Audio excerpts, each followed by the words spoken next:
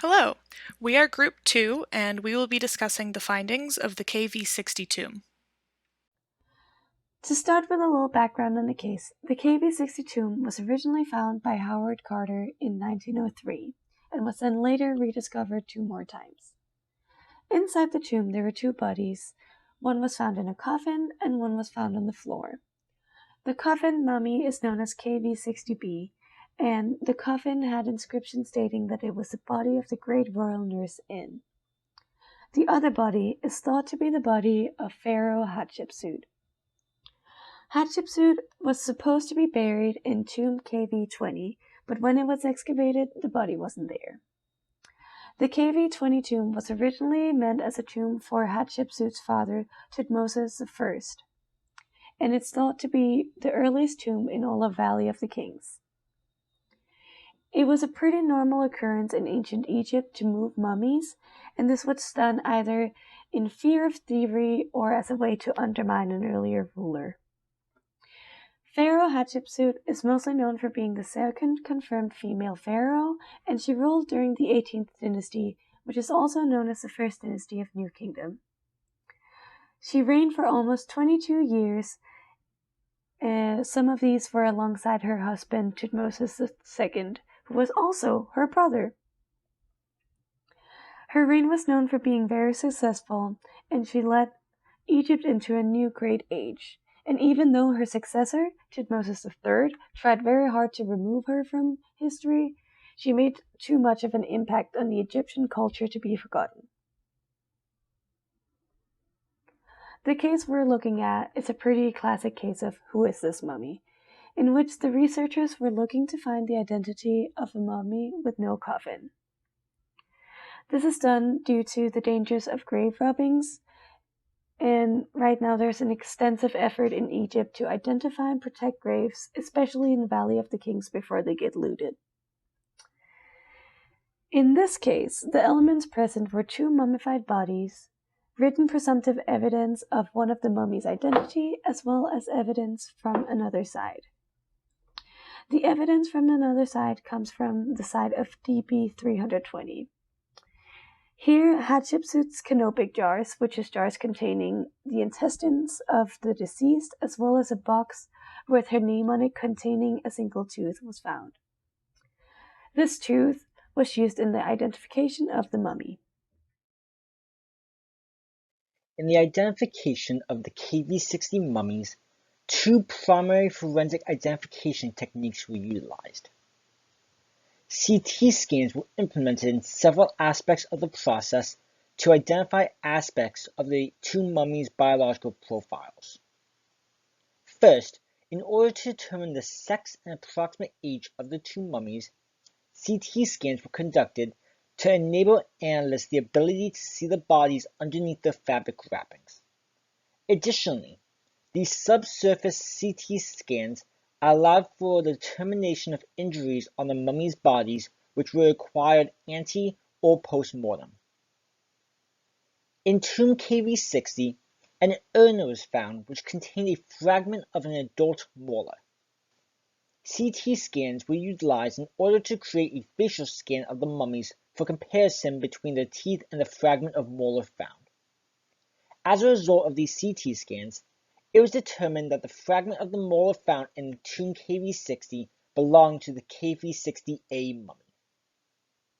In addition to the use of CT scan comparisons between the found molar and the mummies, DNA was extracted and compared to that of Almos Nefertari, the known biological grandmother of Hatshepsut. Between the comparison of the DNA of the molar and the DNA of Almos Nefertari, similarities resulted which concluded relativity. As a result of the CT scanning of the 2 mummies, the CT scan comparison of the teeth of the mummies and the molar found in an urn in tomb KV60, and DNA comparison between the found molar and Almos Nefertari's grandmother of Hatshepsut, it was concluded that the KV60A mummy pictured to the right was the pharaoh Hatshepsut, and that the KV60B mummy pictured above was her wet nurse who was buried with her. The usage of CT scans is not at all unique to the KV60 Tomb. It's actually one of the more commonly used technologies to inspect mummies and other fragile remains. CT scans are unique in how non-invasive they are, which in many cases has allowed historians to find out what lies within sealed containers or sarcophagi without having to break them open and potentially damage what's inside. In more modern cases, CT scans have been used to examine remains encased in concrete or other similar substances, as well as allowing remains from mass disaster events encased in something or too heavily mixed in with other remains or debris to be better analyzed.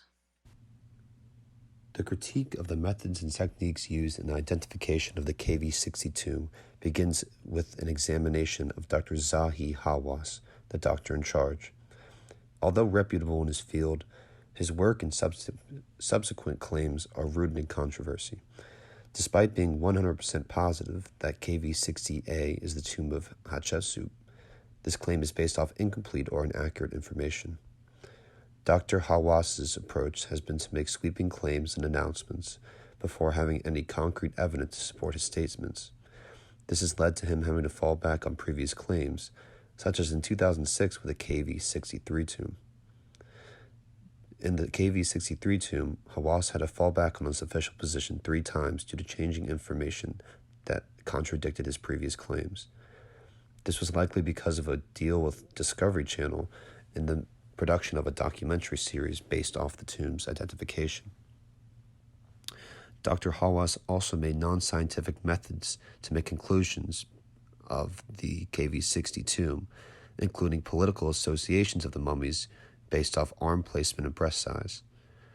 Both of these factors have nothing to do scientifically or historically with the identification of previous tombs. The final flaw in Dr. Hawass's identification methods of the KV60 tomb have been his reluctance to use DNA sampling properly. Dr. Hawass initially found minor, quote, similarities between Amos Nefertari, Hatshepsut's grandmother, and the KV60 tomb, yet immediately claimed this proved KV60 was indeed Hatshepsut. Furthermore, he has not released any information about the other DNA samples matching with other preserved Hatshepsut family DNA. This has caused other professionals to question the accuracy of his DNA sample and adds to his reputation of misleading and bold claims. For credibility of methods and techniques, first we have the accuracy of the CT scanning. CT scans are highly accurate and can show detailed images of bone. Using a CT scan on the KV60 mummy is beneficial because it is a non-invasive method. This maintains accuracy by avoiding potential damage to the mummy. However, matching the tooth from the urn to the CT scan image of the mummy could be considered presumptive evidence, and this is not the most credible method. The methods used to create the biological profile based on the images from the CT scan are also less credible because they are subjective. Factors such as the anthropologist's biases, experience, and knowledge, particularly regarding secular change, could lead to variance in results. Another method that was used was DNA testing. DNA testing in comparison is typically very accurate. Overall, we believe that the methods used in this case were reliable. However, for a positive identification, we think they would need additional evidence. The DNA evidence in this case is the most credible method. Hi everybody, my name is Angeli Berninger and I will be discussing the overall assessment and future suggestions for this case. So to start off, our group does think that the question of identification in this case was answered due to the current evidence of DNA testing and the comparison of the mummy's molar. While the CT scans also help to support the evidence for identification of the mummies as Hatshepsut and her wet nurse, the strongest evidence of identification is in the DNA testing and molar assessment. The CT scans definitely help to determine aspects of the biological profile, such as sex, approximate age, and injuries ante or post-mortem.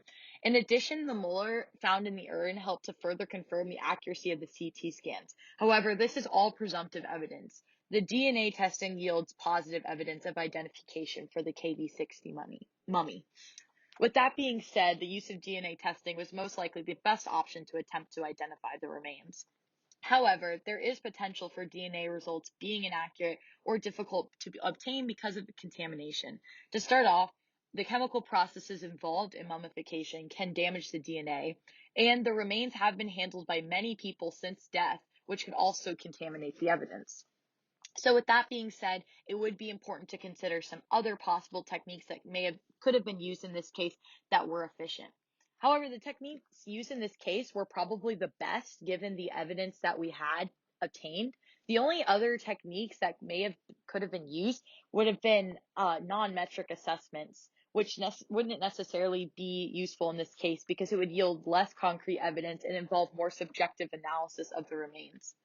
In addition, these mummies would vary in secular trends for their morphological traits in comparison to the modern day traits. This could lead to bias or just less confidence in determining these biological aspects of the profile from specifically non-metric assessments, and overall just a less subjective analysis of the remains compared to the CT scans, DNA analysis, and any analysis of the artifacts. The techniques of the CT scan, DNA analysis, and analysis of the artifacts were also very similar to the identification of King Tut, which was a successful mummy identification. However, one critique that our group has is that moving forward, researchers should begin more DNA analysis of other relatives of Hatshepsut included in the 18th and 19th dynasties to further confirm her and the relatives' identities.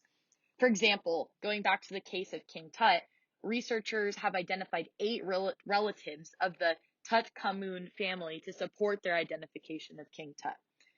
Researchers did this by creating a genetic fingerprint by using 8 sets of genetic markers to prove lineage to King Tut. Just to give some perspective, in the King Tut case, they identified 8 relatives. However, if you're going based off of what courts like to see, UK courts require 10 identified matches and North America requires 13 identified matches to claim a relationship in court. So clearly more research is required to identify Hatshepsut and her relatives fully, and our group hopes to see more DNA analysis to compare Hatshepsut and her relatives to further confirm her identification. Listed above are the references which were utilized in the development of this presentation. We hope you enjoyed learning about the methodologies which were utilized in the forensic identification of the 2 mummies in tomb KV60. Our first question for discussion is, based off the resources allocated into the identification of the remains found in tomb KV60, is this the most beneficial use of these materials? If yes, why? If not, what would be a better application of these resources? Our second question for discussion is, a key method of assessment was DNA analysis, but many fallbacks were presented that could compromise the reliability of these test results. Despite these fallbacks, is it wise to still include DNA analysis in the KV60 identification process? Why or why not?